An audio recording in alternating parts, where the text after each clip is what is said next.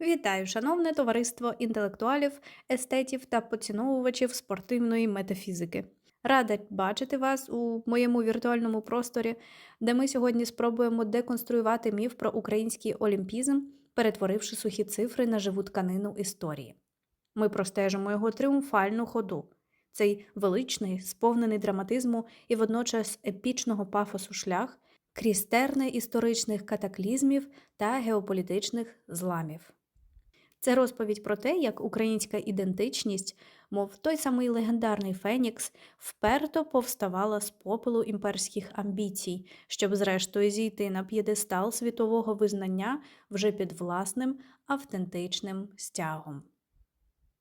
Якщо ми звернемо наш прискіпливий погляд у сиву давнину до самих витоків та коріння нашої атлетичної традиції, то неодмінно знайдемо там постаті, чиї імена тривалий час були вкриті товстим пилом несправедливого забуття або ідеологічної редукції. Візьмемо, до прикладу, постать Миколи Ріттера. Його участь у перших сучасних іграх 1896 року в Афінах – це справжня антична трагедія, розіграна в декораціях кінця 19 століття. Відмовившись через виснаження, психологічний тиск та цілковитий організаційний хаос від участі у фінальних змаганнях, він де-факто став жертвою власної відваги та трагічної відсутності будь-якого державного запілля. Це була епоха перших ластівок, коли самотній атлет мав відчайдушно репрезентувати державу, якої ще не існувало на політичних мапах світу як повноправного суб'єкта. Його місія була майже донкіхотською, проте саме вона заклала той перший наріжний камінь у фундамент нашої майбутньої спортивної суб'єктності. Протягом буремного та часто кривавого ХХ століття наша спортивна плеяда – це блискуче сузір'я видатних талантів, загартованих у горнилі локальних клубів.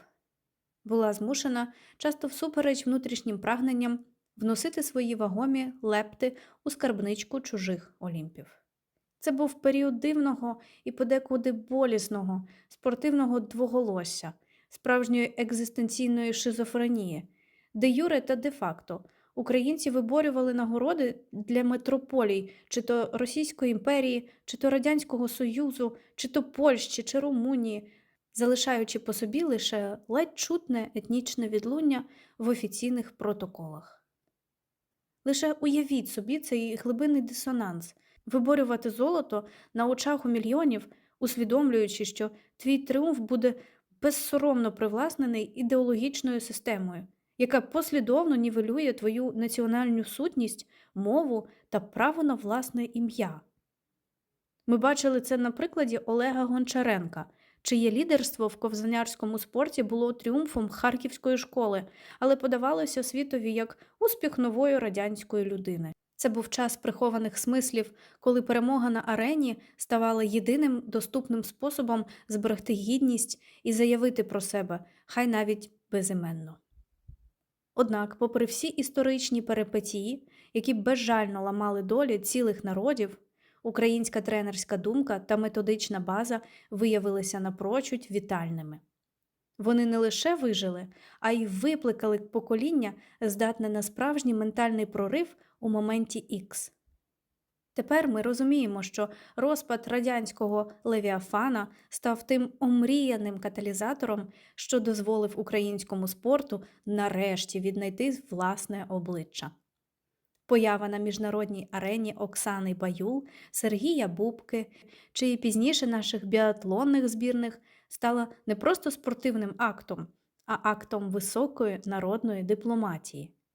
Це було гучніше за будь-які політичні декларації, адже гімн, що вперше пролунав на честь незалежної України, став моментом істини для мільйонів.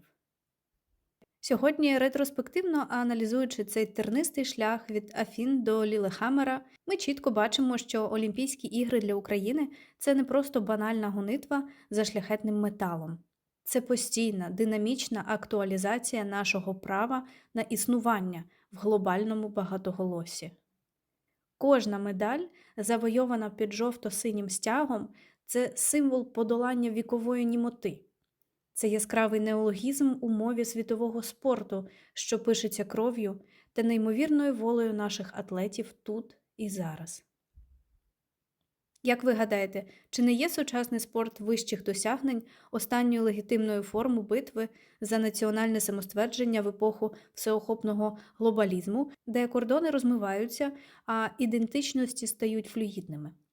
Чи збережеться ця наївна, але велична романтика національного прапора під колосальним тиском комерціалізації та технізації?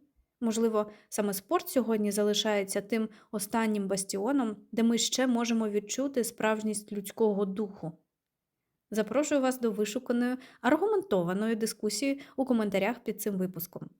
Мені надзвичайно цікаво дізнатися ваші рефлексії про те, де закінчується спортивний азарт і починається велика історія нації. Дякую, що пройшли цей шлях разом зі мною. До зустрічі в наступних ефірах, де ми продовжимо наш пошук істини за блискучими лаштунками великих подій. Бережіть себе та свій вогонь.